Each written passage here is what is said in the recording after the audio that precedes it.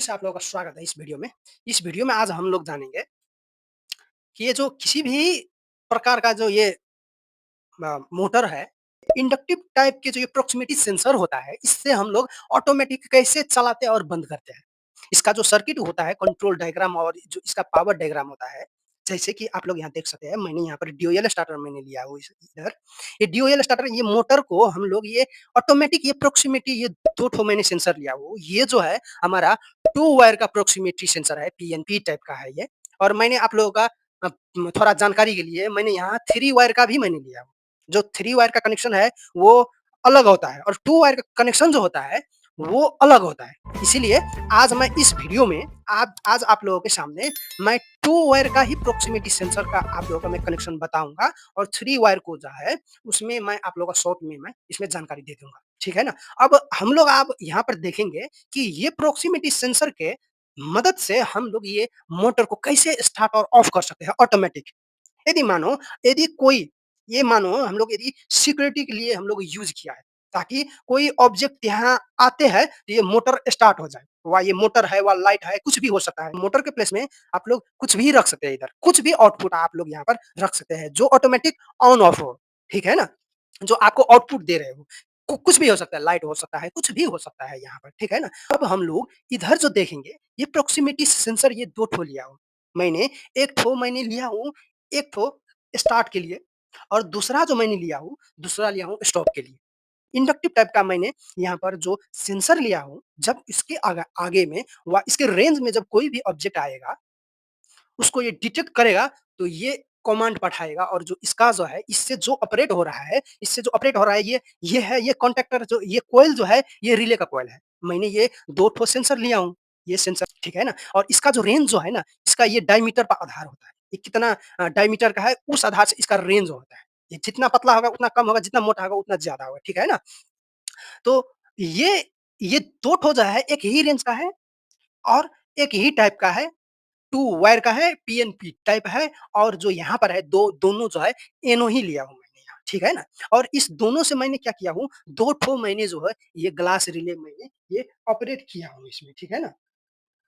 अब इसमें अब क्या होगा, जब ये ऑपरेट होगा तो ये ग्लास रिलीज़ है, इसका ये कॉइल ऑपरेट होगा और ये ऑपरेट होगा तो इसका ऑपरेट होगा, ये कॉइल ऑपरेट होगा, ठीक है ना? ऐसे ये 2 ठो है ये रिले 2 ठो है यहाँ पर, ठीक है ना? ये जो है, ये स्टॉप के लिए ये यूज़ किया हूँ मैंने क्योंकि जब ये ऑपरेट होगा तो ये ऑपरेट होगा, ये ऑपरेट होगा, ये रिले ऑपरेट होगा तो ये जो है इसका कॉन्टैक्ट जो है ये चेंज होगा। तो ये KA1 का जो कॉन्टैक्ट है किधर है? इधर है। ये स्टॉप के लिए ये यूज़ किया हुआ, ठीक है ना? और इसका जो है ये ऑपरेट होगा तो ये ग्लास रिले ऑपरेट होगा। तो ये ऑपरेट होगा तो इसका कॉन्टैक्ट चेंज होगा। तो इसका मैंने क्या किया हूँ, इसका मैंने एनो यूज़ किया हूँ। एनो जब भी होता है स्टार्ट में यूज़ होता है और एनसी जो होता है वो किसी भी ग्लास रिले व कॉन्टैक्टर होता है उसे ऑफ करने के लिए यूज़ किया जाता है, ठीक है ना? इसे जब हम लोग चलाएँगे तो कैसा ये जो है ऑपरेट होगा तो कैसा इसका जो है सर्किट का बिहेवियर होगा, ठीक है ना? इससे पहले मैं आप लोगों का एक थोड़ा-सा जानकारी दे देता हूँ। ये जो है, ये जो हमारा ड्यूयल स्टार्टर का ये जो है पावर डायग्राम है। अभी कोई भी किस्म यदि कोई भी किस्म का एनी यदि कोई भी किस्म का यदि आप लोग जब डिज़ाइन करते हैं, तो उसमें जो है, उस सर्किट में जो है 2 किस्म का डायग्राम आता है। एक आता है पावर डायग्राम और दूसरा आता है कंट्रोल डायग्राम। जिसमें पावर डायग्राम में क्या होता है आपका 3 फेज जो है, आपका जो आउटपुट में दिया होता है। और जो आपका कंट्रोल जो होता है कंट्रोल डायग्राम में, अब कंट्रोल में आपका इधर जितना भी कंट्रोलिंग का इक्विपमेंट्स है, वो सब लगा हुआ रहता है। कैसे आप स्टॉप करेंगे, कैसे उसे स्टार्ट करेंगे, ठीक है ना? और क्या-क्या होता है इसमें सेफ्टी इक्विपमेंट्स भी लगा हुआ होता है। जब ये मानो आपका ये ओवरलोड हो जाएगा, ओवर करंट खाने लगेगा, तो उस टाइम में जो है कंट्रोल सर्किट में जो हम ओवरलोड रिले का जो एनसी कॉन्टैक्ट यूज़ किया रहता है, यहाँ पर आप देख सकते हैं, यूज़ होता है वो आपका ट्रिप होगा, तो यहाँ से जो है नीचे करंट नहीं पास होगा और इस पार्ट से जब नीचे करंट पास नहीं होगा तो ये कॉन्टैक्टर ऑन नहीं होगा। ये कॉन्टैक्टर ऑन नहीं होगा तो ये जो है ये कॉन्टैक्टर ऑन नहीं होगा तो इससे नीचे नहीं आएगा करंट और ये मोटर जो हमारा है प्रोटेक्ट हो जाएगा। ठीक है ना?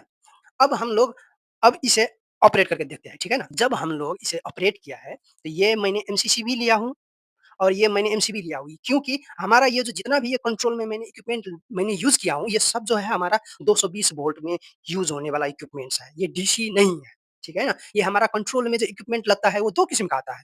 एक आता है डीसी और एक आता है एसी। ये आप लोगों का ख़्याल एकदम ध्यान में रखकर कोई भी कंट्रोल पैनल का जो आप लोग डिज़ाइन करते हैं, उसमें जो है ये इम्प्लीमेंट होता है कि आप लोगों का जो ये इक्विपमेंट्स जितना भी है कंट्रोल में, ये एसी ऑपरेशन एसी में ऑपरेट करता है कि डीसी में, ये आप लोगों का बहुत क्रिटिकल ये पॉइंट है, ठीक है ना? अब मैंने इधर जब एमसीबी ऑन किया तो हमारा लाइन क्या हुआ, ये मैंने ओवरलोड रिले का मैंने यहाँ एनसी रखा हो और यहाँ जो है ये इमरजेंसी स्टॉप मैंने पुश बटन लिया हो, ठीक है ना? और ये जो है ये रिले का KA1 का जो है ये कॉन्टैक्ट एनसी कॉन्टैक्ट है, ठीक है? और ये जो है ये KA2 का जब ये ऑन होगा तो ये ऑन होगा, ठीक है ना? और ये KM जो है ये KM ये कॉन्टैक्टर का कोयल का है, ये एक्सिलरी कॉन्टैक्ट है, ये होल्डिंग के लिए होता है, ठीक है ना? यदि आप लोग का होल्डिंग सर्किट और इंचिंग और जॉगिंग सर्किट के बारे में पूछना है, तो आप लोग प्लीज़ हमारा चैनल विज़िट करिएगा, उधर मैंने एक वीडियो बनाया हुआ हूँ, फुल वीडियो, वो देख सकते हैं, ठीक है ना? तो अब चलिए जब ये स्टार्टिंग का जो सेंसर है, प्रॉक्सिमिटी सेंसर, इसके रेंज में जब कोई ऑब्जेक्ट आता है, तो ये कैसे ऑपरेट होता है, तो कैसे काम करता है ये सर्किट देखिए। जब ये इसमें मानो आप लोग कोई ऑब्जेक्ट आया, तो ये क्या हुआ? ये एक्टिव हुआ, ये एक्टिव होने के बाद तुरंत ही इसका ये कोइल एक्टिव हो गया। ये एक्टिव हुआ तो ये एन पहले से एनओ एनओ था तो ये एनसी हो गया। एनसी हो गया तो क्या हुआ इधर जो है करंट पास होने लगा और इसका जो कॉन्टैक्ट है एक्सिलरी कॉन्टैक्ट ये पहले एनओ था तो ये अब एनसी बन गया, अब होल्ड हो गया सर्किट, ठीक है ना? अब जब मानो अब ये इसका रेंज में आएगा कोई भी ऑब्जेक्ट, वही ऑब्जेक्ट यहाँ से पास हुआ और इसका रेंज में गया और ये इसका रेंज में जाते ही ये सेंस किया। ये सेंस किया तो ये ऑपरेट हुआ। ये ऑपरेट हुआ तो यहाँ आप देख सकते हैं, ये ऑपरेट होने के तुरंत बाद ये जो है ये कॉन्टैक्ट पहले एनसी था, अब ये एनओ हो जाता है, ठीक है ना? एनओ हो जाता है और इधर से जो है करंट नीचे पास नहीं होता है, ठीक है ना? अब चलिए अब हम लोग इसमें देखते हैं कि ये लोड जब होता है तो ये कैसे प्रोटेक्ट होता है, ठीक है ना? अब मानो अब ओवरलोड हो गया, तो ये कैसे काम करे? जब ओवरलोड हो गया जब ये ओवरलोड हुआ, तो ये जो है एनसी था अब एनओ बन गया और इससे नीचे की पार्ट्स में जो है करंट पास नहीं होता है, ठीक है ना? अब फिर से हम एक बार देखते हैं, ये ऑन हुआ, ये ऑफ हो गया, ये ऑन हुआ, ये ऑफ हो गया, ठीक है ना? अब इसका जो बारे में है, ये 2 वायर का हो गया और इसमें जो क्या होता है ना, ये 2 वायर में ही होता है।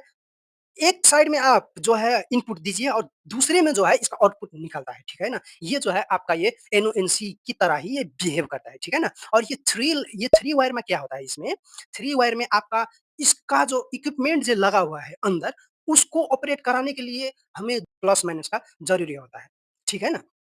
आप लोग प्लस और माइनस आप लोग को सेपरेट देना पड़ेगा इसे ऑपरेट कराने के लिए और इससे जो है आप यदि आउटपुट लेंगे, तो वो जो है इधर से पास होगा। ठीक है ना? ये सोर्स जो है एस से जो ये डिनोट किया हुआ है ना, इससे आप लोगों का वो जो है इसमें जो है क्या है 2 से आउटपुट हुआ है। 1 से आप लोग दिए हैं तो 2 से आउटपुट हो गया। तो इसमें क्या होगा इसमें इसमें पहले आप इसे ऑपरेट करा दीजिए 24 वोल्ट से। उसके बाद उसके बाद ये जो है, इससे जो है ये 2 वाला जो ये इधर से जो जब हम इसे ऑपरेट करते हैं तो इधर से करंट जो फ्लो होता है, पास होता है ना, ये इधर से पास होगा, इधर से, इस दोनों में, ठीक है ना? इसका वीडियो भी मैं अब जो ये सेंसर का जो जितना डिटेल वीडियो है, ये कितने प्रकार के होते हैं, ये जो है प्रोक्सिमिटी सेंसर कितने प्रकार के होते हैं, इसका टाइप क्या-क्या होता है, किस-किस आधार पे इसका जो है क्लासिफिकेशन किया जा सकता है, उसका मैं वीडियो जो है, लेक्चर जो है मैं अलग ही बनाऊँगा, उसमें मैं ये सब कवर करने की मैं कोशिश करूँगा। फिलहाल ये वीडियो बहुत ही लॉन्ग हो रहा है। इस वीडियो में आज इतना ही, धन्यवाद।